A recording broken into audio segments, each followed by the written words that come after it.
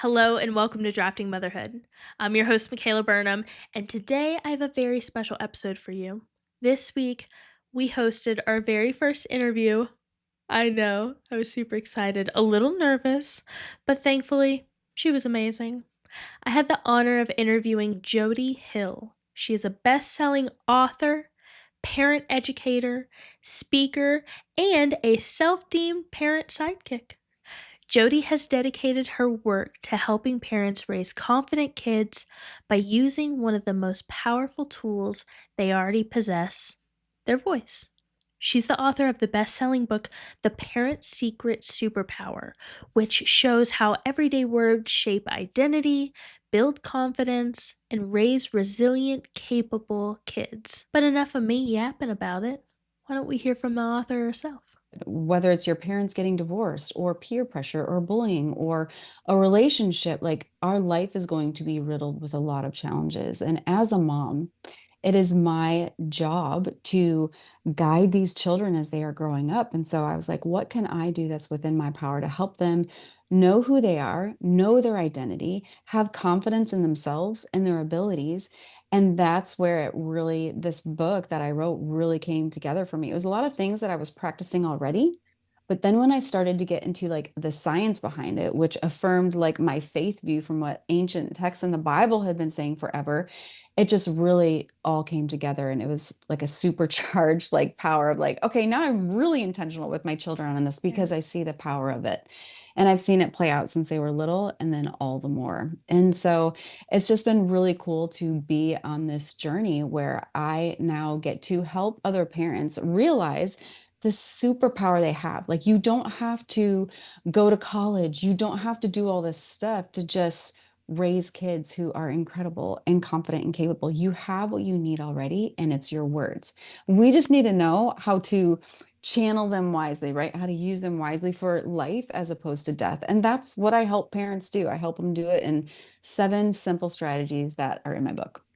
I love keeping things simple because, as a mom, we don't have a lot of time. And so that's why I was like, how can I keep this easily digestible for moms on the go? Like, I don't want them to have to read a whole college article just to get like one thing. Or, there's this one parent book I was really excited about getting and I saw it in the bookstore. Yes, they still exist. I went to the bookstore and I saw it and it was like a novel. And I was like, I don't got time for that. And I put it back, even though I know the content was really incredible. So my heart and desire with the book and the strategies in it are just to keep it simple. Do you feel you've used it kind of as a reminder for yourself at times as well, during maybe the Oh, tougher yeah. times?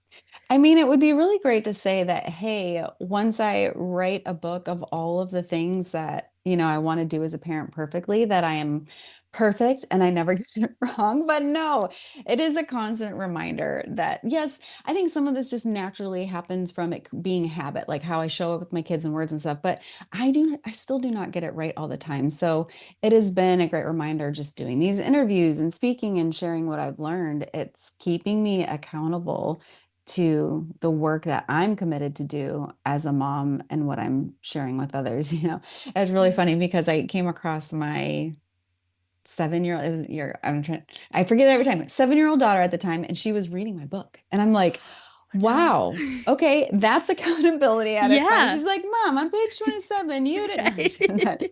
But it was You pretty said you funny. believe this, and last Thursday, You I did did not not see do that, that. I'm right? like, ah. Jody released her book, The Parent's Secret Superpower, on Amazon in October, and already it has earned her the title for #1 release and top 5 Amazon bestsellers in family and health.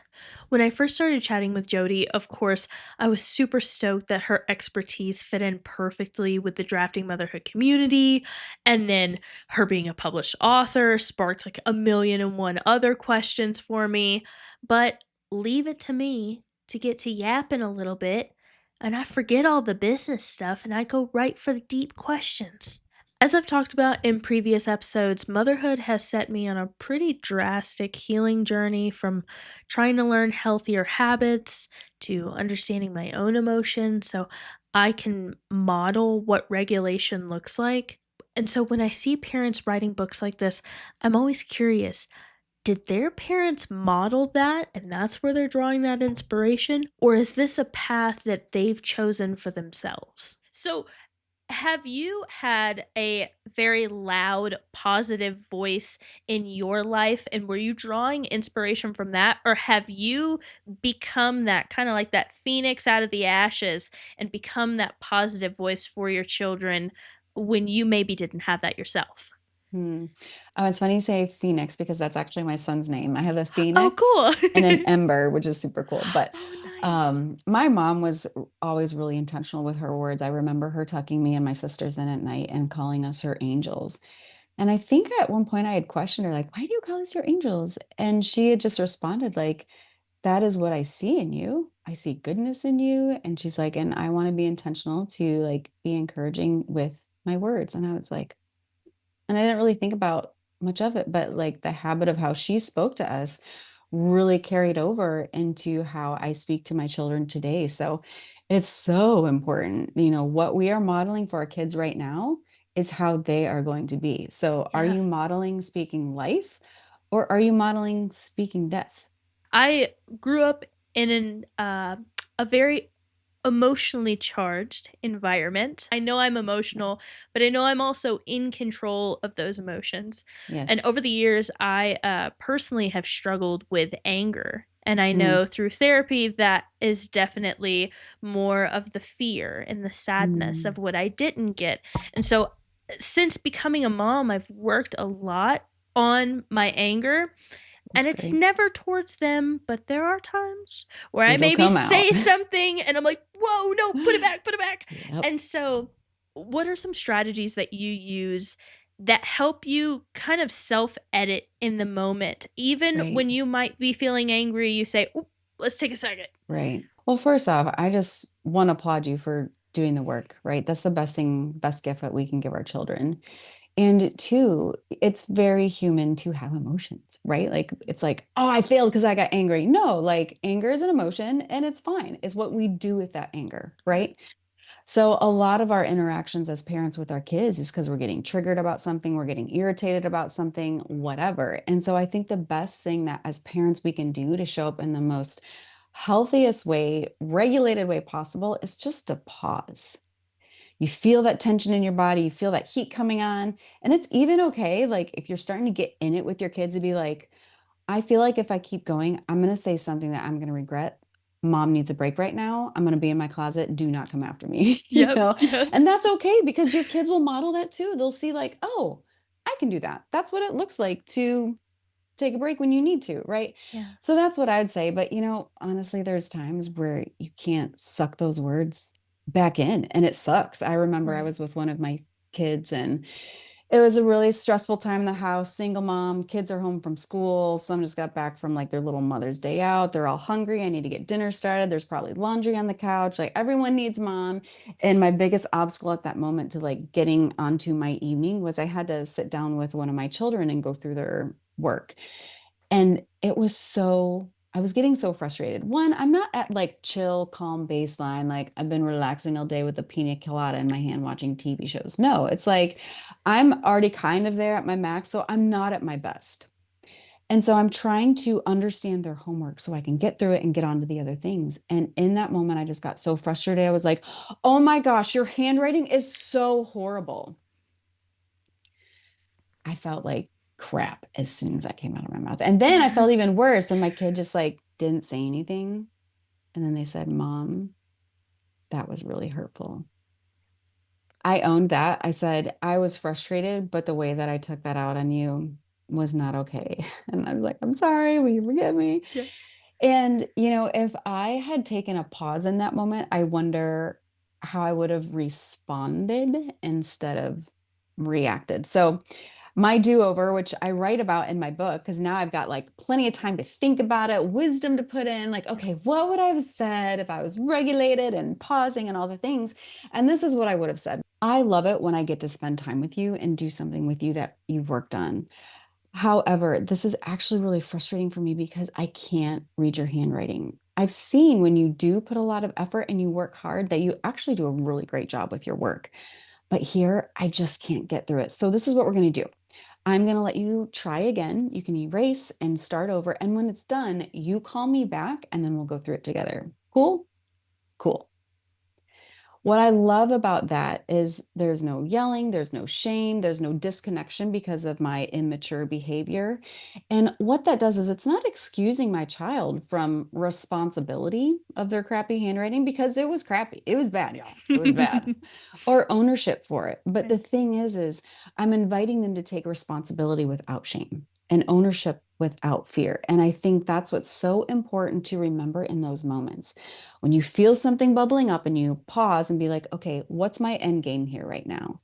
Is it to yell at my kids to get their immediate obedience because I'm freaking exhausted of telling them 5 million times to pick up their shoes? Yeah. Or is it the long play where it's like, okay, I want connection with my child. I want ownership with my child. I want them to do it because it's an act of obedience and connection and kindness with each other instead of I'm afraid mom is going to yell or hit me Right. or shame, pain, blame, any of that, which it can be so destructive to a child's learning and growth process. As Jody shared her stories and her parenting techniques, I kept hearing this word in my head: unconditional. What she was describing was unconditional love. And that love doesn't come from obedience out of fear. It also doesn't pretend to have all the answers and get everything right. But what it does require of us is to be intentional with our words, with our actions. And when we do mess up, that unconditional love requires us to own it. Because as parents and as humans, we should be actively working towards trying not to repeat things that were harmful to us. Growing up, I really struggled with self image because of harsh words.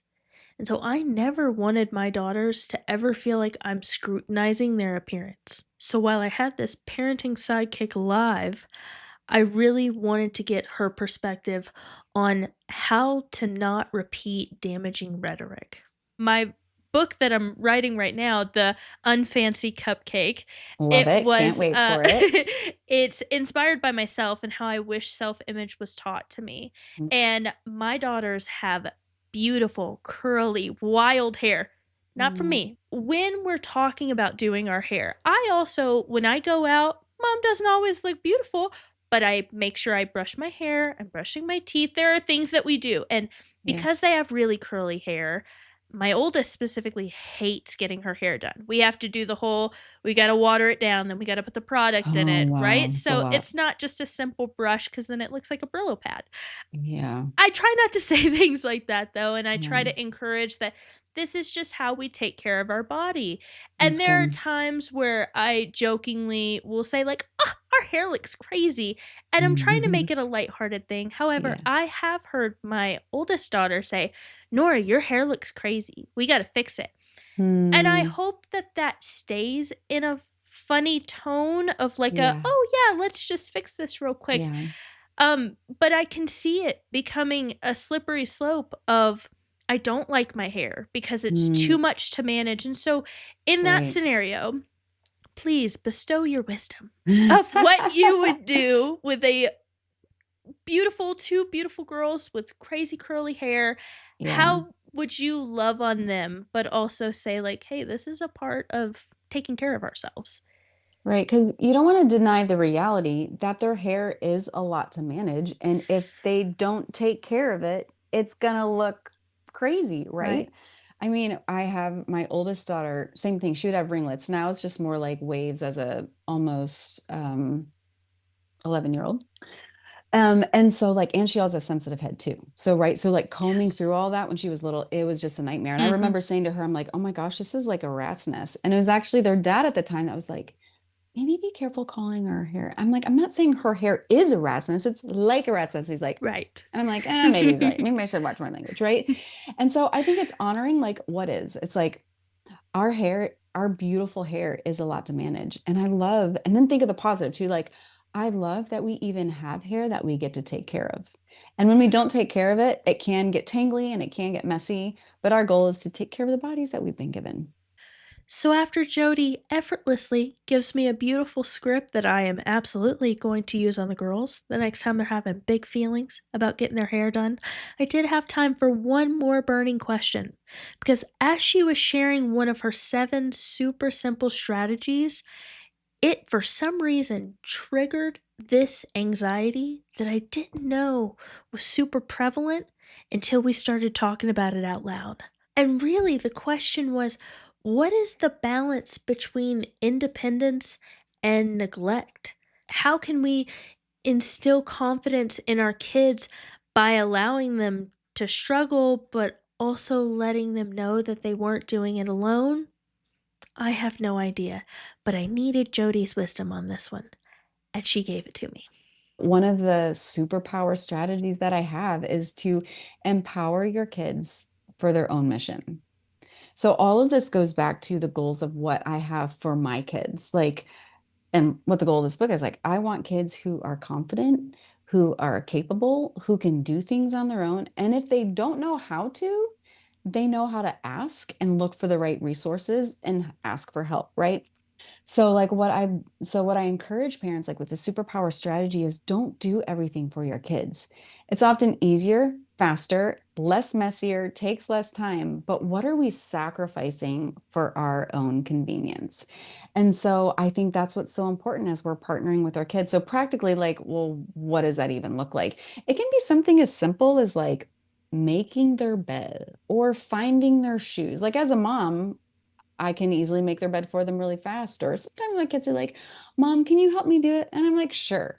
But it's like if they never learn how to do those skills as themselves, they're going to be crippled. They're going to be those, you're going to be the mom of that son going off to college where he has no idea how to wash his clothes, right? Like that's not Yep. cool, y'all. You can do it to love on them, but they need to know how to do things themselves. And it's easy because we want to rescue our kids often from the struggle, from the pain of like trying to figure things out and do it. But I remember my kids, they were 2 years old and they'd spill a box of cereal on the floor.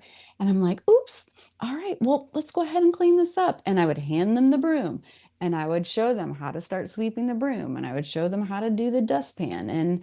And so now today, when my kids who are 7 through almost 13, like they just make a mess and then sometimes I have to remind them to clean it up if it's just like they've been playing, like clean your mess up. But if it's something that they spilled or whatever, they naturally just go to the broom and do it. And I'm like, all of my hard work has been paid off, Yes. You And feel it's like so Rocky. great. Yeah. Oh, it's amazing. And so, like, all of my kids, for example, after dinner, I have them nightly assignments. And I used to do this all myself. There's 4 assignments, and every week we rotate through the assignments.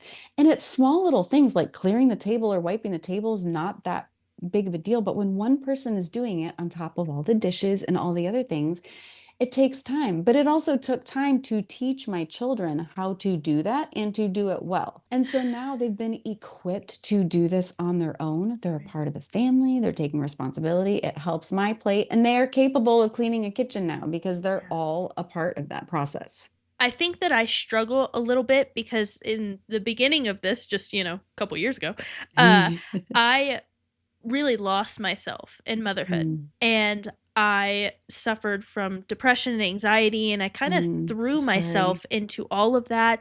And, therapy helped a lot, and finding these creative outlets have helped so much. But as they get older, do you have any wisdom of how to remind myself that I am letting them be independent and that is not me being neglectful? So correct me if I'm wrong, but I hear a fear in there for you. So much, so much. Okay, what's that fear? Can you name that?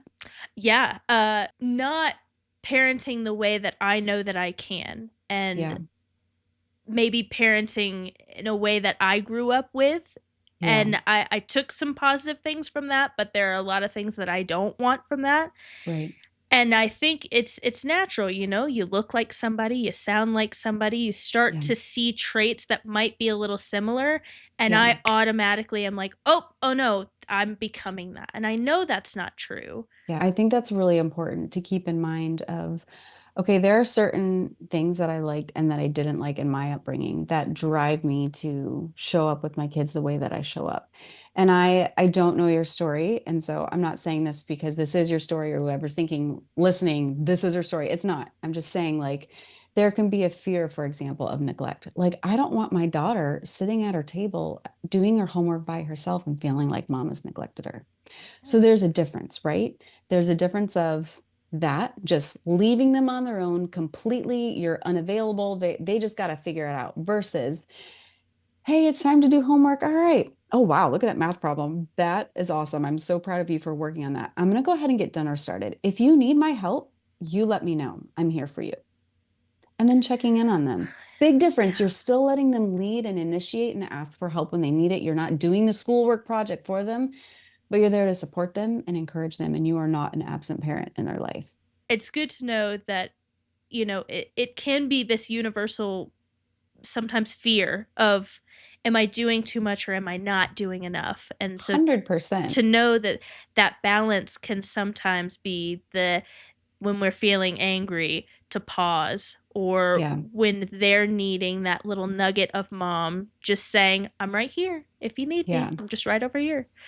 Yeah. I think a great barometer when we're interacting with our children is what is my motive here? Mm, Am I acting out of fear in this moment because I'm afraid that they are going to think I'm abandoning them? Or is my motive like, I want them to know I'm here. Hey, yo, I'm available if you need me. yeah, And just watching how you interact with your children in that way and just paying attention to yourself. And if you use the guideposts of health of what you're going towards, like that is going to be a huge difference. So, what I mean, for right, example, is when I was going through my divorce, it was obviously stressful. And not with, I was not as calm with my kids as I would like. There was a lot of like raising voices. And I was like, I do not like this version of me that is coming out. Realized I was stressed, obviously. I was like, oh, that makes sense. I am a little bit under a lot, going through a lot right now. And so instead of my guidepost being, I'm not going to be crabby, I'm not going to yell, I'm not going to yell, I'm not going to yell. Like, what happens when you're focusing on what you don't want to focus on? You hit it, right? You're right, riding a bike down a road and you see a tree and you're like, oh, don't hit the tree, oh, don't hit the tree. You're looking at the tree and that's where your bike is going to hit, right? As right. opposed to what's the guidepost, the healthy guidepost that I'm aiming at? Okay, I'm waking up in the morning.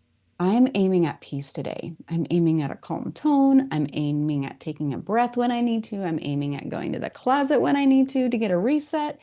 And that is my aim. And so when we can have these guideposts that are calling us into health and focus on those, we'll just continue to show up better and more healed and more whole and more healthy with our children instead of trying to modify our behavior out of a fear of whatever they could think or out of a fear of recreating our past. Jody's level of encouragement and her simple but powerful way to just reframe conversations and situations honestly had me feeling like I should double check what insurances she took and where to send my therapy bill. Um, but thankfully, she did do this one free of charge. Next one's on me, girlfriend. And she also created a free and handy guide available to all of our wonderful Drafting Motherhood listeners. And she explains how to access her guide, and she offers some final thoughts on the importance of our words and partnering with our kids. I actually give away my first superpower strategy for free. And then I also created a guide where it's the top confidence boosters and busters. So we know some things that can boost confidence, great. I give you my top, but then there's also things that we may unintentionally be doing as parents that actually bust our children's confidence.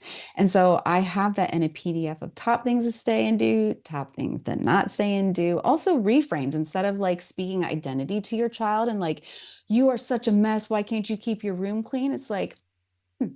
Like instead of speaking identity, you're a mess. Just be like, oh, the room's a bit messy. Let's clean it up. Right? Like little language shifts that can really empower them instead of speak death to their identity. So if they go to podcast.itsjodyhill.com, they will get that for free. They just give me their email and I'll send it over to them. And so that's a great way to get started today. Super simple of shifting your language so you can raise confident and capable kids. When we can be with our kids in such a way like using our words positively and calling them up, but doing it in a great way. Like your connection with your child will be so strong and it makes parenting so much easier. The battles are reduced. Like you would be surprised at how many battles are reduced when we can just come alongside our kids and be like, oh, you spilled the cereal. Mommy spills things sometimes too.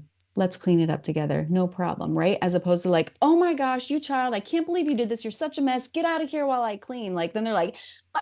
Then you get the terrible two behavior that you were looking for to begin with instead of just like believing the best, meeting your kid where they're at, and just taking it one moment by moment. So there's so many benefits of partnering with your kids with your words. So it's really exciting to be able to get to share that. Even just your language right there, partnering with your kids. Mm. We Instead are of we're forcing them. right. We are raising them, but this is our journey at the same time. We are Yeah. being raised into motherhood. We're learning all of these things as we go. And so, like you Mm. said, we're human. We're going to mess up, and it's good to Yep. show them that sometimes. But I Yep. love what you talked about of, taking that accountability when we need to, and then Yep. showing them how we can change our attitudes, our words, and it can turn a whole day around. I remember 100%. a lot of emotional temperature checking in my house. And I think that's really good to know that, like, even when we're feeling really up here,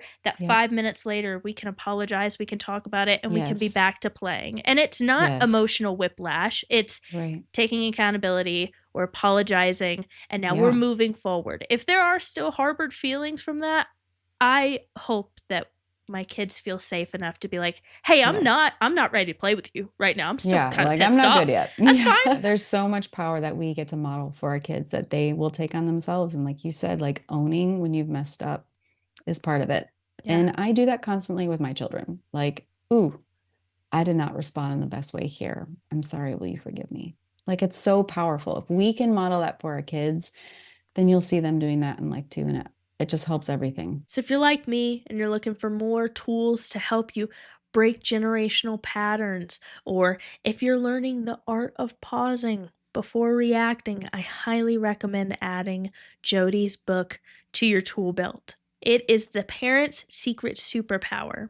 You can find it on Amazon, and I'll be sure to link that in the description below. And don't forget, you can also always email the show of any comments or topic suggestions, or if you want to be a guest and you feel like your area of expertise aligns with the show, send me a message. draftingmotherhoodpod@gmail.com. I want to give a special thanks to Jody for being on the show this week. Sometimes in the thick of motherhood, we forget just how impactful our words can be. But what an amazing feeling it is to know that even in our not so finest moments, there's still opportunity to learn and to grow. So let's keep leaning on each other for guidance, holding each other accountable when we need to, but most importantly, let's keep talking.